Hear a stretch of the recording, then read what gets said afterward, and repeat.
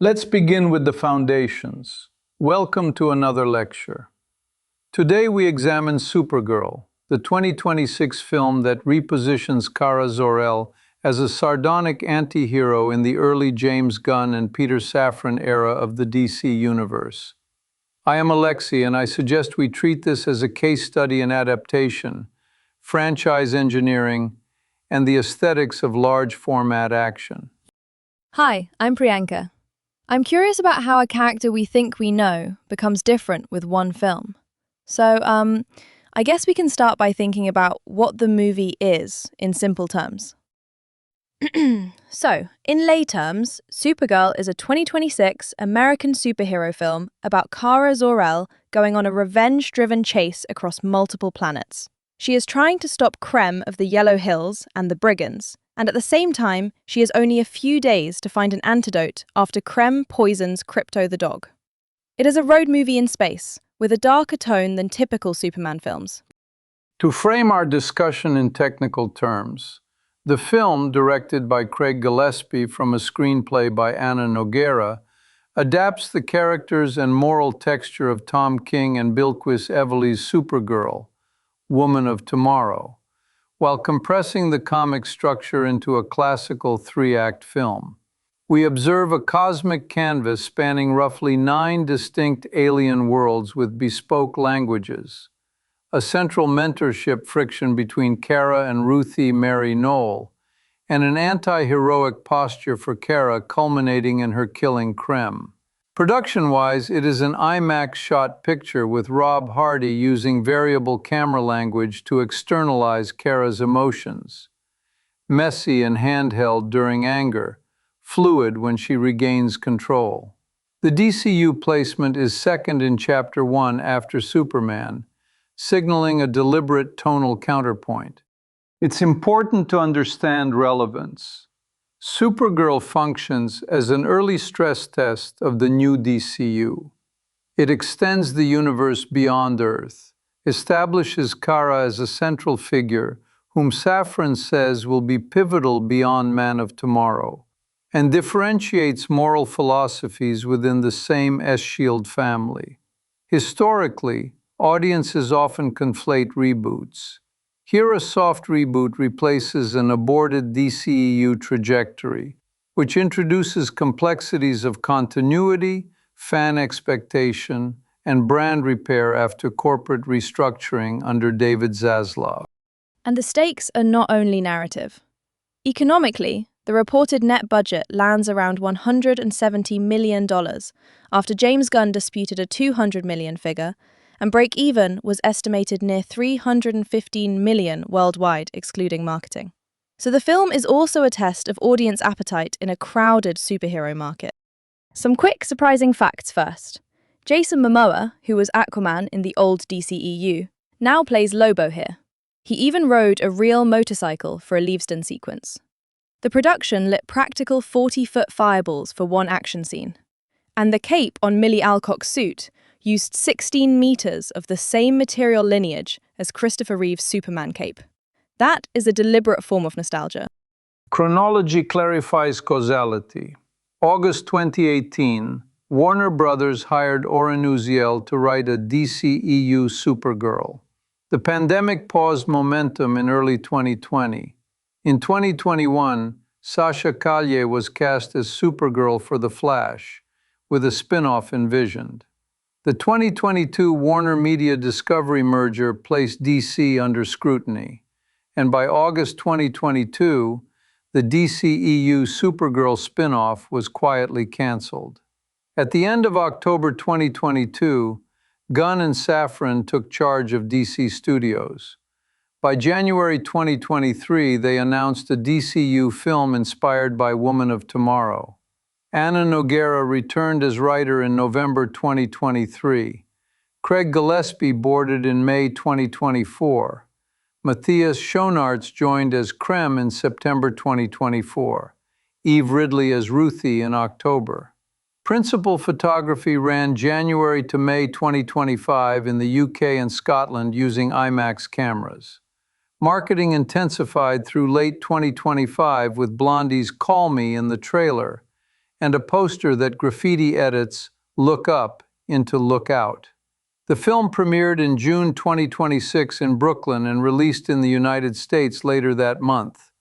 Opening projections were adjusted down to the high 40s from the mid-50s. Reviews are mixed overall, but Alcock's performance is widely praised. Before we get to the complexities, a personal note. I am fascinated by adaptation as a kind of proofwriting. One takes a rich theorem, in this case a comic, and one must compress, preserve invariants, and still reach a conclusion with integrity. Gillespie retained the moral texture and the mentor-ward dyad, while rederiving the structure to 3 acts. It is to some extent a chess problem about tempo. When to castle, when to trade Lobo into the center for momentum. This brings us to 3 big questions we should interrogate. First, what if the DCEU Supergirl project had not been cancelled? Second, what if Lobo had not been added to the film? Third, what unresolved questions remain about Supergirl's impact on the DCU's future? Big question 1. Counterfactual continuity. Suppose the DCEU plan continued and Sasha Calle headlined a Supergirl film. We can infer several constraints. The DCEU's narrative fabric after The Flash was unstable. Alternate endings were reportedly shot, and corporate reorientation sought cohesion. A Calle-led film would likely have tied into DCEU threads, potentially narrowing freedom to shift tone toward a harsher antihero. The cosmic expansion to 9 distinct worlds and the tightly focused crypto-ticking clock might have been deprioritized in favor of stitching DCEU arcs. The managerial latitude Gillespie enjoyed under DC Studios, with Gunn absent from set most days but safeguarding the scripted ending, would have been harder to replicate inside a legacy continuity in flux. I'm curious about narrative feel. If the DCEU version had gone forward, could the Woman of Tomorrow tone still survive? Or would we expect a safer version? Fewer morally grey choices? Maybe no creme death at Kara's hands? Arguably, the moral edge would have blunted. The present film distinguishes Kara from Superman by allowing a lethal resolution. She stops Ruthye from killing Krem, then carries the burden herself. Inside the DCEU's late-stage brand repair, a non-lethal resolution might have been preferred to preserve cross-title compatibility, particularly if Batman, Aquaman, and others required alignment. Moreover, Momoa could not have been redeployed as Lobo without continuity noise. Thus, the DCEU path likely yields less cosmic breadth, a less jaded Kara, and a heavier emphasis on connective tissue rather than a self-sufficient road movie that redefines her center of gravity on Earth in the final movement. Big question 2. What if Lobo had not been added? The source comic's final form does not include him, though Tom King once pitched a Kara-Lobo pairing. In the film, Lobo's intervention serves 3 functions. It supplies an energetic midpoint spike in the chase structure. It injects abrasive comic texture so the atmosphere is not relentlessly dirge-like. And it markets cleanly via a recognizable icon. Remove him, and we obtain a purer, quieter vengeance odyssey, true grit in space, with longer contemplative passages and greater reliance on Ruthai's narration and Krem's menace to sustain propulsion. The risk is sag in Act 2 and reduced 4-quadrant appeal. The benefit is tonal unity and an even sharper spotlight on Kara-Ruthai ethics. Can we say that without Lobo, Kara's growth stands out more? Or does the absence of that chaotic ally make her feel, too heavy for general audiences? I guess I'm asking whether the character arc depends on that contrast. In simpler terms, Lobo is an external accelerant. Kara's arc still functions without him because the structural engine is Krypto's 3-day clock and Ruthai's desire for revenge. However, Audience expectation in a tentpole favors tonal modulation. The Leavesden set piece with practical fireballs and a real motorcycle ride offers a kinetic crest that keeps momentum between the green sun setback and the prison ship liberation. Without Lobo, the film leans even further into bruised mentorship and moral calculus. Some critics might have praised the purity, while others, already noting thinness in villainy, might have found the texture wanting. Marketing would also lose a clean hook. The poster's "Lookout" graffiti becomes even more dependent on Millie Alcock's charisma alone to promise edge. Big question 3. Future implications for the DCU. Safran indicates Alcock's Supergirl will be a major presence beyond Man of Tomorrow.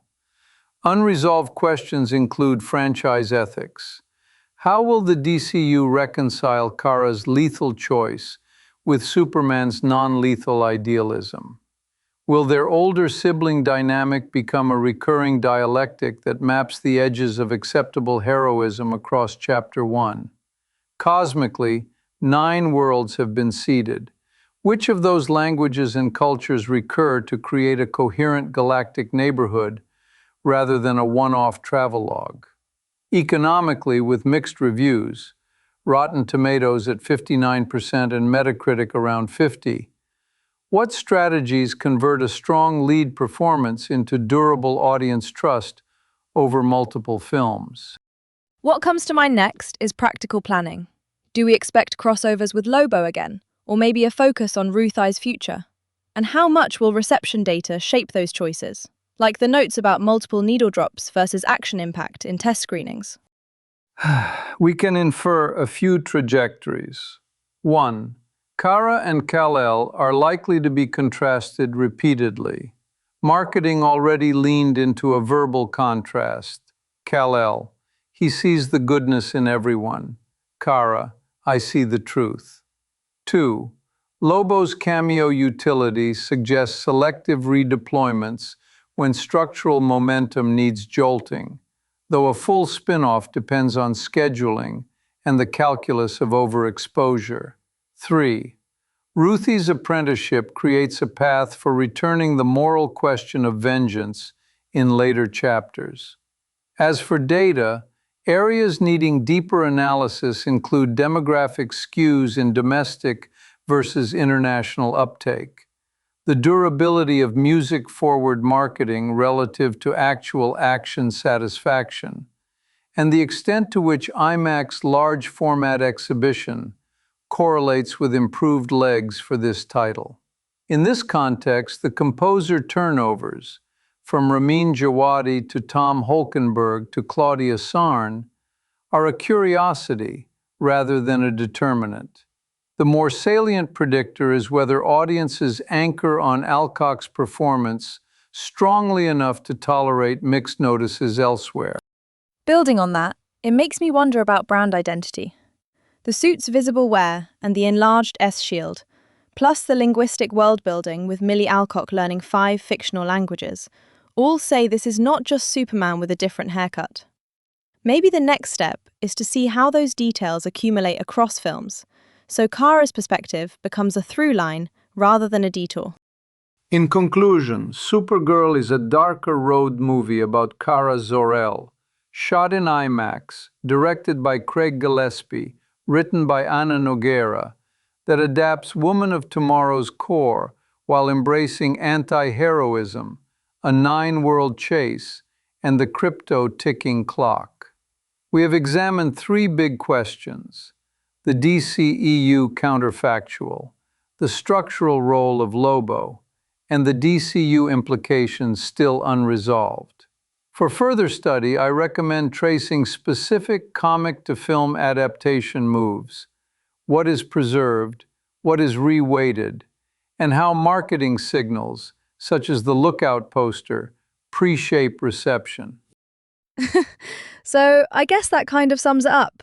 Thank you for listening, and thank you, Alexei, for the very precise tour across 9 planets and a very determined dog.